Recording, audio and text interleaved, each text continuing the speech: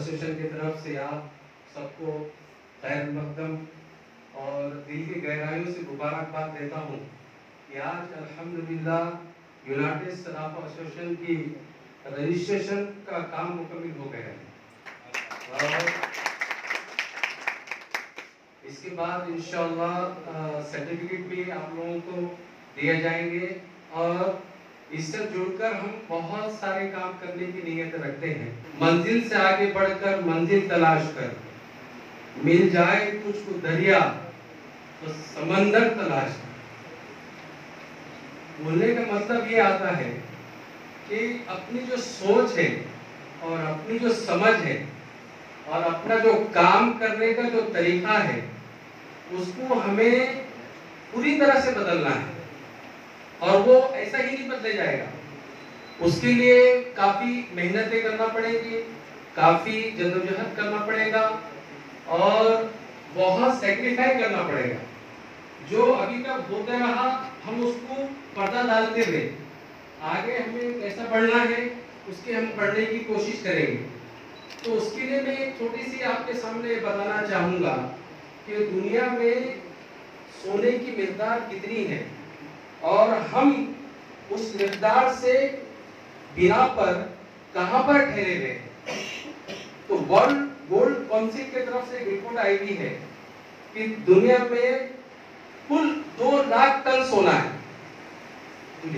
دنیا کے اندر 2 لاکھ ٹن سونا موجود ہے جس میں سے 24,000 ٹن سونا ہمارے یہ ہندوستان کے اندر ہے. معمولی بات نہیں ہے, 24,000 ٹن سونا اور اس میں سے 21,000 ٹن سونا آبھوشنوں یعنی کہ زیورات کی شکل میں موجود ہے. اس سے اندازہ لگاؤ کہ ہمارے ہندوستان کے اندر گولڈ کی اور زیورات کی کتنی اہمیت ہے. اور اس کے بعد اگر ہم دیکھے جائے اور یہ 21,000 ٹن سونا جو زیورات کی شکل میں ہے اور 24,000 ٹن سونا جو ہندوستان کے پاس موجود ہے, اگر سے دنیا کے 5 بڑے دیش جو ریزرو کرتے ہیں سونا, دنیا کے 5 بڑے دیش جو ریزرو کرتے ہیں سونا, ان کا سونا ایک جگہ ملا بھی جائے تو یہ جو 24,000 ٹن سونا نہیں ہوگا. اس سے اندازہ لگاؤ ہندوستان کے اندر کتنا سونا ہے. اور ہم بھارتی جو ہے ہندوستان کے جو لوگ ہیں 84% جو کمائی کے ذریعے سے جو ہم پیسے بچاتے ہیں اس میں سے 84% ریئل اسٹیٹ میں لگاتے ہیں. جو بھی ہماری کمائی ہوتی مہینے کی سال کی جو بچت کر اس میں 84% ریئل اسٹیٹ کے اندر کام کرتے ہیں اور 11% سونا خریدا جاتا ہے. ہندوستان کا جو اکنامی ہے اگر اس کو کیلکولیشن کریں تو 11% کے اندر 11% سونا خریدا جاتا. ہندوستان کے اندر اتنا سونا خریدا جاتا اور سب سے پہلے زمین سے جو سونا نکالا جاتا دنیا کے اندر. تو ہم ہندوستانی جو ہے 2017 میں 1,594 کلو سونا صرف نکالا گیا, 1,594 سونا. اور ہر سال جو ہے 727 ٹن سونا. کتنا یہ آگرہ ذہن میں رکھیے آپ, اس کی وجہ ہے میں بتانے کی آگے بتاؤں گا انشاءاللہ کہ 727 ٹن سونا ہم باہر سے امپورٹ کرتے ہیں, خریدتے ہیں.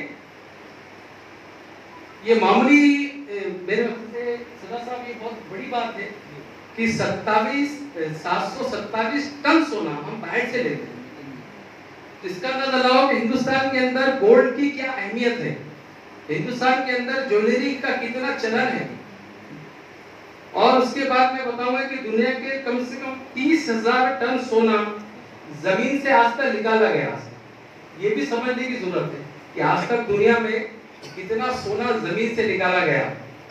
دنیا میں 30,000 ٹن سونا زمین سے آج تک نکالا گیا. جتنا بھی دنیا میں سونا ہے اس کا کیلکولیشن کا 48%.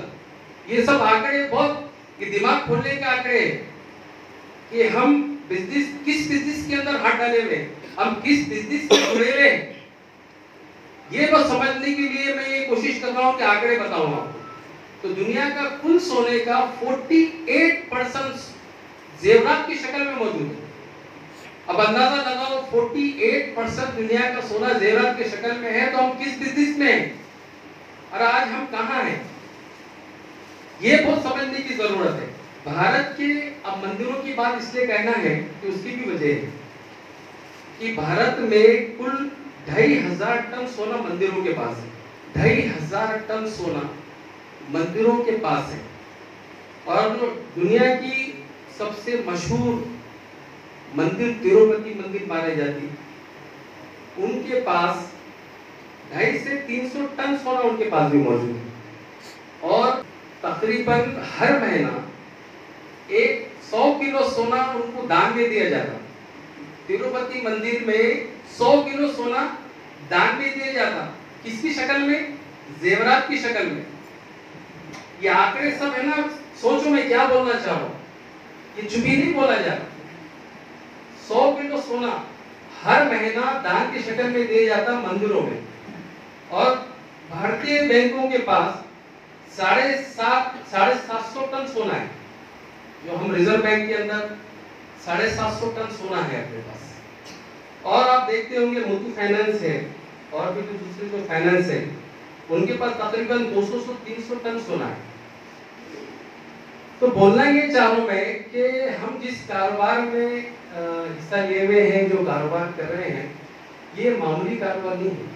یہ آنکڑے جب ٹنوں میں لایا، بولنا مقصد یہ تھا کہ دنیا میں اتنے زیورات کی شکل میں کاروبار ہو رہے ہیں، دنیا میں اتنا سونا ہر سال نکالا جاتا، اور دنیا میں اتنا سونا ہے، اور ہندوستان کے اندر سب سے زیادہ کوئی دیش میں سونا خرید کر زیورات بنائے جاتے ہیں، وہ واحد الحمدللہ ہمارا ہندوستان ہے۔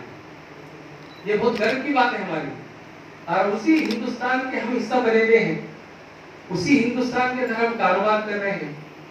تو ہمیں یہ سوچنا ہے کہ جب اتنی مقدار میں سونا موجود ہے، اور اتنی مقدار میں سونے کی آبھوشن زیورات بنائے جاتے ہیں، تو ہمیں یہ دیکھنا ہے کہ ہم وہ کون سے حصے میں آتے ہیں، ہمارا کیا درجہ ہوگا کاروبار کرنے کے لیے، ہم کہاں بیٹھیں گے، ہم ایوریج ڈالنا پڑے گا ہمیں کہ مہینے میں ہم کتنا سونے کا آرڈر لے رہے ہیں، سال میں ہمارا کتنا سونے کا آرڈر کے ٹارگیٹ ہو رہا ہے، اور دنیا میں کتنا سونا بیچا جا رہا ہے۔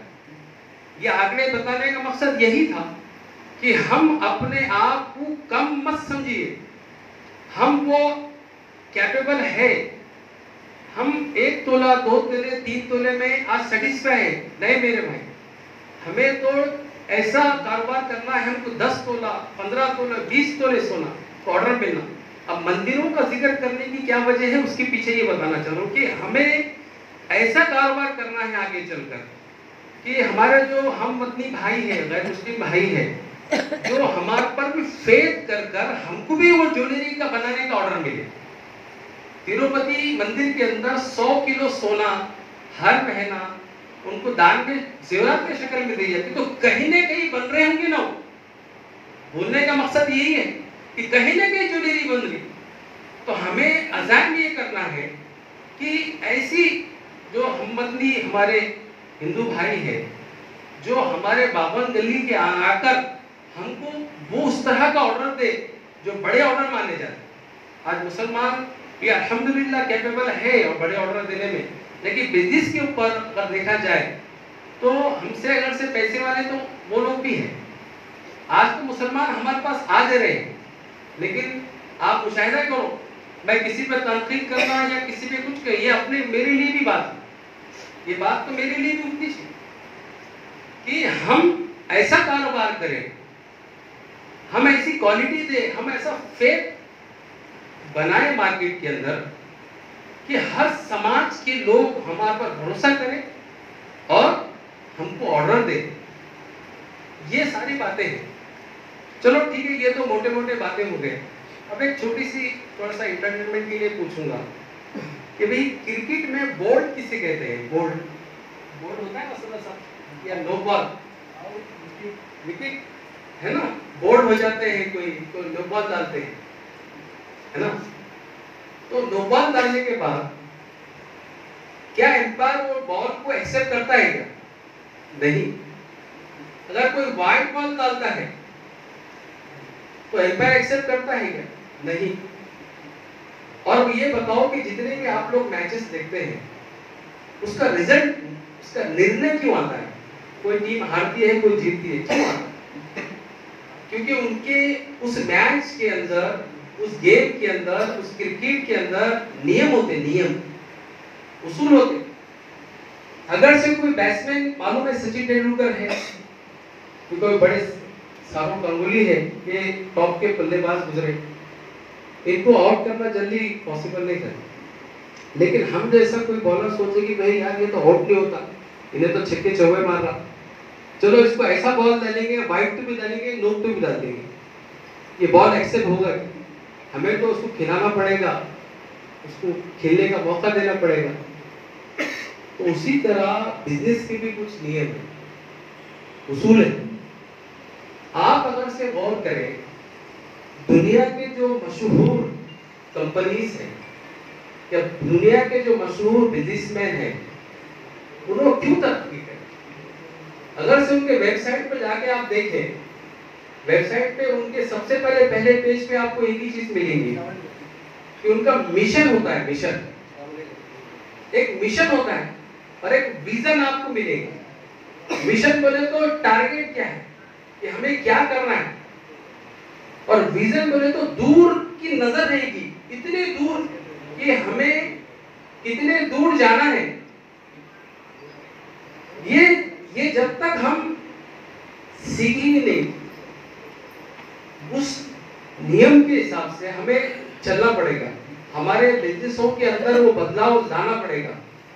और जनाब सदर साहब की भी काफी दिनों से तड़प यही रही कि कहने के हम वो कैपेबल बने कि हमारे शहर के अंदर सराफा नंबर 2 इत्तेफाक से 2 बना जा रहा। लेकिन कुछ लोगों का बोलना ऐसा भी है, कस्टमर का, जो दूसरे व्यापारी बोलते हैं यार कि वहां पर 2 नंबर का काम होता है, कम टच का मिलता है। नहीं मेरे भाई, वो हमें बदलना है। तो आप देखिए जितने भी कामयाब बिजनेसमैन हैं, बड़ी कंपनी है, उनके पीछे उसूल मिलेंगे आपको। कोई भी ब्रांड का, अब जैसा आप खरीदी करते हैं, ब्रांड का आइटम खरीदते, क्यों खरीदते भाई ब्रांड का आइटम? क्योंकि मालूम है क्वालिटी रहेगा। ये उसमें वो बात है जो मैं पे कर रहा हूँ, वो उसका मिकदार बराबर है, धोखा नहीं है उसके अंदर। और सबसे आखिर में मैं एक बात ये कहूँगा कि हम जो बिजनेसमैन हैं, ये 5 बड़े गलतियां करते हैं जो बिजनेसमैन नहीं करना चाहिए। वो 5 गलतियां मेरे लिए भी है। तो सबसे पहले जो हम लोग डिसीजन लेते ना, वो उसको डिसीजन लेने में देरी करते हैं। अब मिसाल के तौर पर कुछ ऐसा डिसीजन लेना है कि हमारे कारोबार के अंदर फायदा हो सकता, शोरूम के अंदर फायदा हो सकता, अरे ठीक है बाद में देखेंगे। ये जो आदतें हैं बिजनेसमैन की, ये अच्छे बिजनेसमैन की निशानी नहीं है, बड़े बिजनेसमैन की निशानी नहीं है। बिल गेट्स को किसी ने पूछा कि तुम्हारी तरक्की का क्या राज है? क्या पूछा उसको कि तुम्हारे तरक्की का क्या राज है, तुम आज तो दुनिया के नंबर 1 बिजनेसमैन बन चुके। तो पत्रकार के सामने क्या करा, चेक लिखा, उसके सामने ब्लैंक चेक लिखा, साइन करके दे दिया। उन्होंने बोला कि आप मर्जी से अपने पैसे भर दो। पत्रकार परेशान हो गए, उन्होंने मजाक कर, नहीं मैं सीरियस बोल रहा हूँ, आप भर दो। पत्रकार मजाक समझ रहा। बिल गेट्स थोड़ी देर के बाद वो चेक निकाला, अंदर डाल दिया, कहा कि ये जो मैंने तुमको मौका दिया था, तुमने गवा दिया।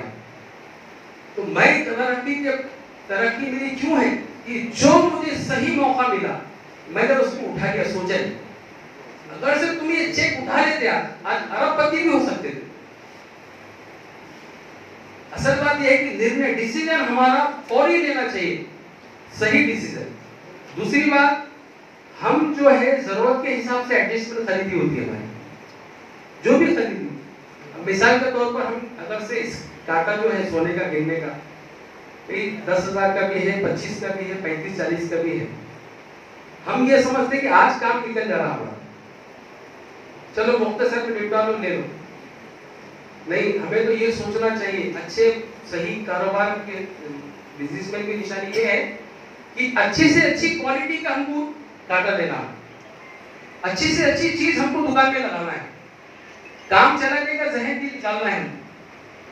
और उसके बाद हम लोग जो हर चीज में बचाने में कोशिश करते हैं, हर चीज बचाने में विश्वास रखते हैं। मिसाल के तौर पर कोई कारीगर है, किसी पे तनकीद नहीं है, ये मिसालें हैं, जिसको जो इसका फायदा उठा लेना है। मैं अपने लिए बोल रहा हूँ तो मेरे लिए भी वही बात है, और ऐसा तनकीद कोई किसी के दिल पे नहीं लेना है। तो कोई कारीगर है, अगर से कोई व्यापारी उसको देखा कि यार वो 5 वेस्टेज में मैं दे रहा हूँ, 4 वेस्टेज में कर रहा है, नहीं, हम तो चाहिए कि वो कारोबार पर वो जो कारीगर है उसको अच्छी रोजी दे, ताकि वो ईमानदारी से बनाकर दे हमें। ये नहीं देखना कि यार वो बंदा 6 वेस्टेज की जगह 5 वेस्टेज कर रहा है, वो बंदा 4 वेस्टेज की जगह 3 वेस्टेज में कर रहा है, नहीं, जिसकी उसकी रोजी तय है। तो हम बचाने में विश्वास नहीं करना है। हम जब तक खुद को क्वालिटी की तरफ लेकर नहीं जाएंगे, जब तक अच्छे से कारीगर के पास हम जाकर बनाएंगे नहीं, हमारा नाम भी नहीं होगा। और दूसरी बात, अब कई यहाँ नौजवान हैं, और मैं भी कई सालों से यहाँ हूँ, फैज भी है, बाबू भी है, और भी बहुत सारे लोग हैं, अभी इनके भी शकीब भी है, हमारे पुराने बुजुर्ग अल्हम्दुलिल्लाह। तो अब इनके भी बच्चे मार्केट में आ रहे हैं, मेरी भी खुद की औलाद है यहाँ, उन्होंने भी आ रहे हैं मार्केट में। तो मेरी एक कामयाब बिजनेसमैन की निशानी क्या होती है कि नियंत्रण अपने हाथ में नहीं रखना। आने वाली पीढ़ी जो है हमारे पीछे, उनको आगे बढ़ा के हमको सिखाना है। पहले क्या हो गया उसको बाजू कर देना है, वक्त के हिसाब से हमें चलना है, वक्त के हिसाब से हमको परसेंटेज, वेस्टेज, हाँ, मजदूरी के बारे में, हर चीज गदाने के बारे में उसको आगे सिखाना है। चाहे वो दुकान पे काम करने वाला या खुद की औलाद है, उसको बताना पड़ेगा हमको कि बिजनेस कैसे किया जाता, क्या है इसके बारे में। और सबसे आखिरी में बात ये कहूंगा कि आप देखते होंगे इंस्पिरेशन प्रोग्राम्स बड़े बड़े सिटी में लेकर, हमारे नांदेड़ में नहीं है वो बात। इंस्पिरेशन प्रोग्राम यानी कि नॉलेज, आज पैसा है अल्हम्दुलिल्लाह, लेकिन नॉलेज उतना नहीं है कि किस तरह से हम अपने बिजनेस को आगे बढ़ाएं। बिल्कुल, तो मेरी अदबन सबसे राय रहेगी, मैं खुद उसके अंदर आ रहा हूँ कि ये गोल्ड का बिजनेस बनो या कोई और बिजनेस कर रहे हैं, हम एक्सपर्टों को हायर करें, हम उनसे राय दें, उनको फीस दें, क्या हमें बिजनेस करना है, ऐड कैसा करना हो गया, सारी चीजें, उसमें बहुत सारी बातें डिटेल है। तो इतनी बातें मैं कहूँगा, कहा हूँ आपसे, ये कोशिश थी। और आखिर में एक अशार कहूँगा कि हर शीशा टूट जाता है पत्थर की चोट से, हर शीशा टूट जाता है पत्थर की चोट से, पत्थर भी टूट जाए वो शीशा तराश।